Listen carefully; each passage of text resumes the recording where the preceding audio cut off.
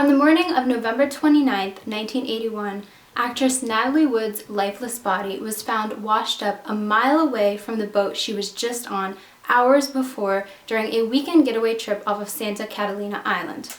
The evening of November 28th, 1981 to the next morning when her body was discovered holds much mystery and has kept people wondering all these years what exactly happened to this beloved Hollywood icon.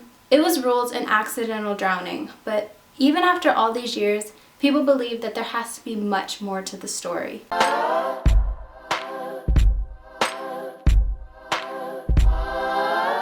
Hey guys, so yes, my hair is orange, sunrise orange number 38 if we want to get technical. I was kind of nervous about doing this video about a more serious topic with hair like Daphne from Scooby-Doo, but we're just gonna roll with it. Try to not focus on it too much.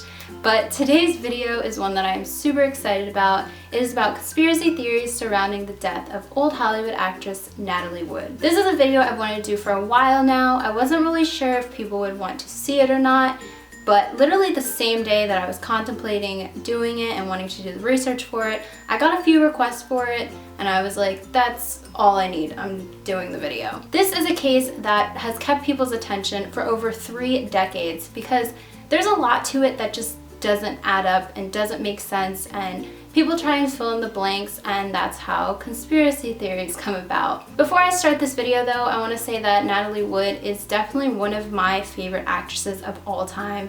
I absolutely adore her, and I mean no disrespect to her or her family with the conspiracy theories that I'm going to share in this video, and I did not come up with any of these myself. I'm just simply stating them for this video. And if you don't know who Natalie Wood is, I am excited to be the one to share a little bit of her story with you today. Natalie Wood was born Natalia Nikolaevna Zakharenko on July 20th, 1938 in beautiful San Francisco, California. She was born to 2 Russian immigrants named Nick and Maria. At the age of 6 years old, they moved to Los Angeles, California to further the acting career of little Natasha, as they called her. The first main part she landed was in a film called Tomorrow is Forever, where she acted alongside big names such as Orson Welles and Claudette Colbert. Throughout her acting career, she starred in tons of iconic films such as Miracle on 34th Street, Rebel Without a Cause, West Side Story, Splendor in the Grass, and Gypsy. Just like many stars today, as Natalie got older, her private life, especially her relationships, created much buzz. On Natalie's 18th birthday, her studio arranged a date between her and actor Robert Wagner.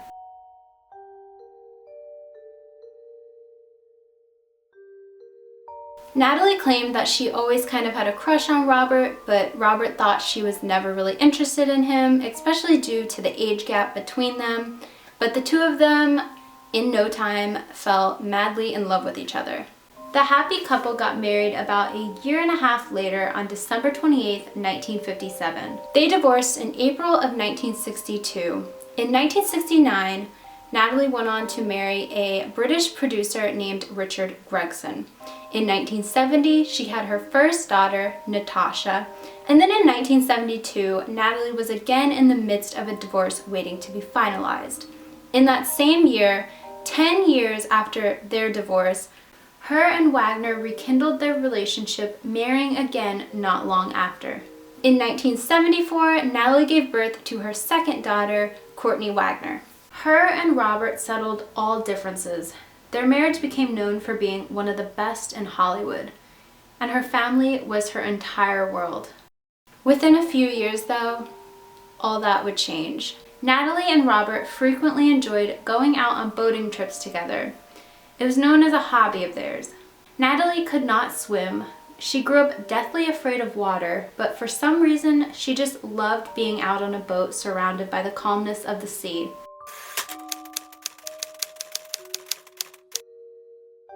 Natalie went out for a weekend trip on a boat called the Splendor with Robert, her fellow co-star Christopher Walken, and the boat's captain, Dennis Davern.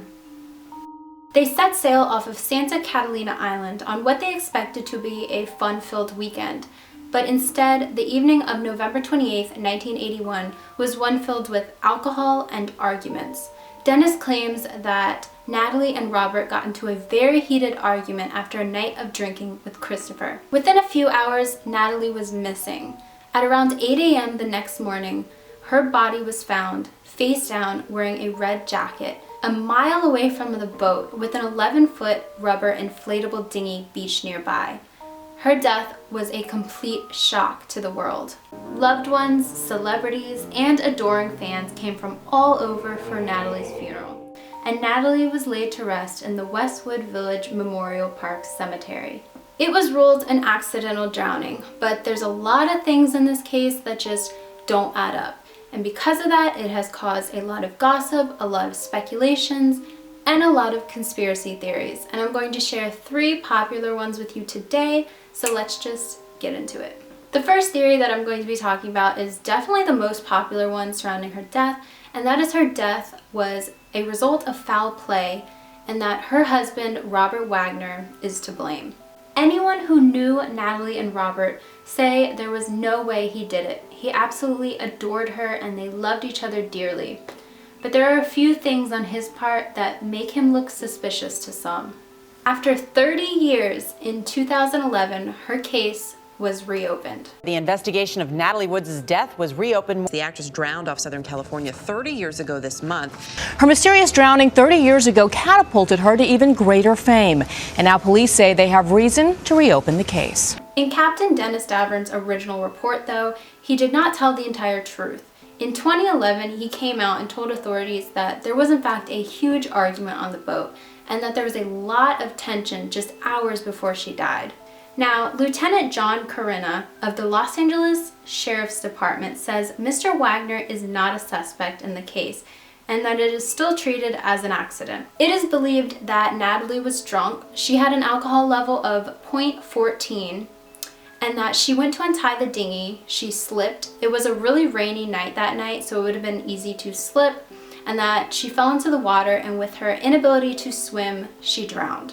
When asked if he thought that Robert was responsible for Natalie's death, Dennis said, "Yes, I would say so, yes." I believe that Robert Wagner was with her up until the moment she went into the water. In Robert Wagner's autobiography, Pieces of My Heart, released in 2008, he does agree that there was an argument on the boat. But the last time he saw Natalie, she was fixing her hair, and that he went out on the deck with Christopher and everything calmed down. Dennis claims that the second that he found out that Natalie was missing, he wanted to turn on the searchlights, call for help, and go looking for her, and that Robert was the one who said, "No, we don't want to do that right now."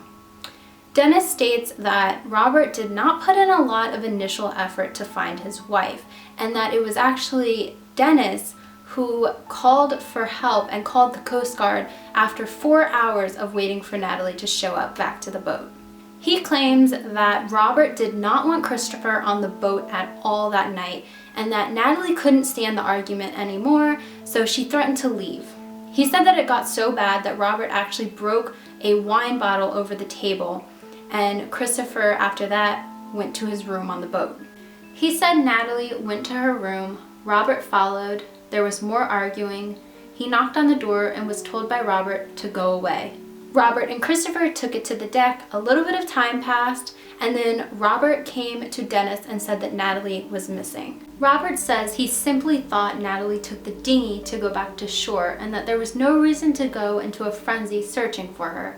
Natalie's sister, Lana Wood, says that Natalie had a deep-rooted fear of going out to sea on her own and that she would never even attempt to untie the dinghy to leave by herself.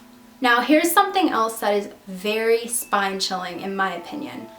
On the evening of November 28, 1981, a retired stockbroker named Marilyn Wayne was on a boat nearby the Splendor with her boyfriend, John. She claims their cabin window was open the night Natalie died, and they heard a woman crying out, "Help me, somebody please help me, I'm drowning." They turned on the beam light, but they couldn't find anything, so they called the local sheriff's department, and they said that they would send out a helicopter, but nobody ever came.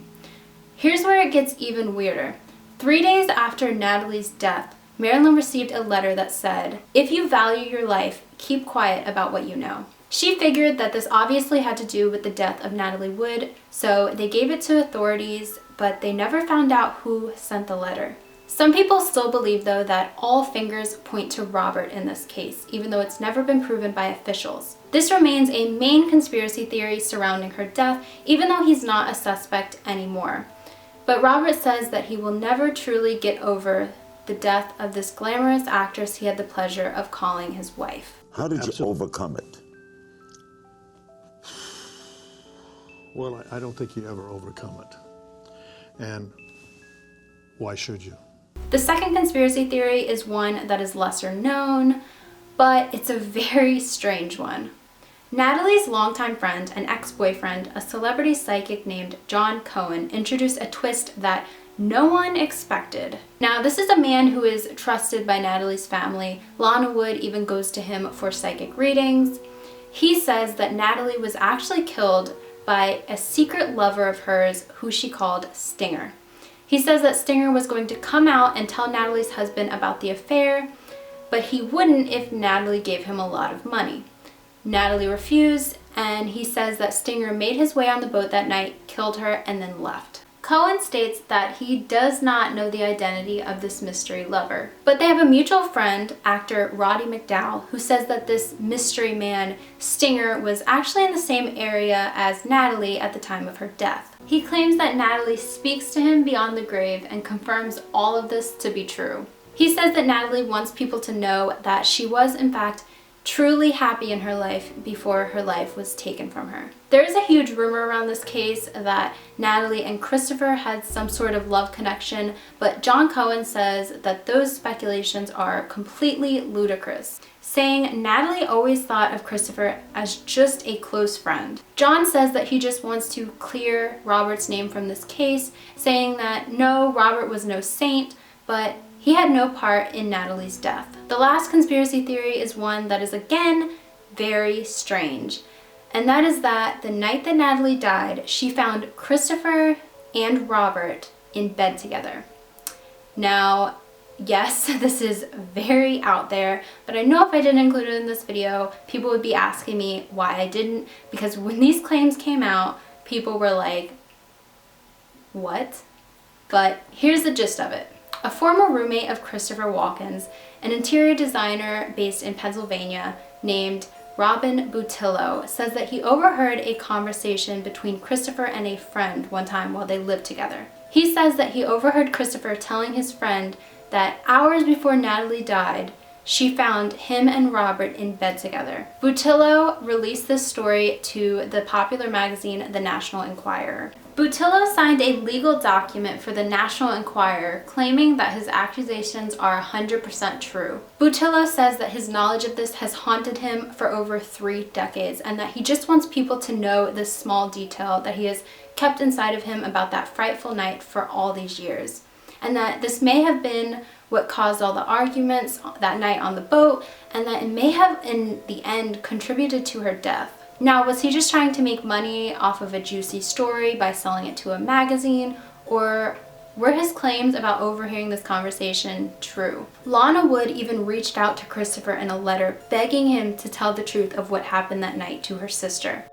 Now, Christopher actually remained silent on this case all the way up to 97 until he gave a brief interview with Playboy magazine. Now, when it comes to this rumor about Natalie supposedly finding Christopher and Robert in bed together that night, Christopher has never really said anything about these speculations. In today's time, there really is no new substantial evidence to this case. They actually ended up digging up her body to re-examine everything. But even though there's no new evidence, they changed it from an accidental drowning to a drowning with other undetermined factors. Natalie's body did have bruises on it when it was found, and some experts say it was the result of a possible struggle, and not just from her bruising herself while trying to untie the dinghy. In 2013, experts say that some of the bruising on Natalie's body may have come long before she would have fallen off the boat, but this may have been caused by her taking a medication called Synthroid, which causes easy bruising. In 2016, Dennis Davard and Lana Wood went on Zach Bagans' show Deadly Possessions to talk about Natalie and discuss the supposed hauntings of the Splendor in today's time. It is said that Natalie Wood's spirit may not be at rest, and the restless spirit may be making appearances on the yacht that she spent her final hours on. So I hope that you guys liked that video. It's one that I wanted to do for a while now, but just like every other video that I do, I don't really want to do it until I know that I can do a good job at it. So I hope that I did a decent job. And if there's any more video ideas that you have for videos that you want me to do, definitely put that down below because I read every single comment. And if there's anything else you want to know about Natalie or the conspiracy theories surrounding her death, I will put links down below in the description. Always check the description, it's a magical place. I put everything down there. But if you like that video and you're not already, definitely make sure to subscribe and like and any of that good stuff, and I will see you guys in my next video. Bye guys! Let me make you smile.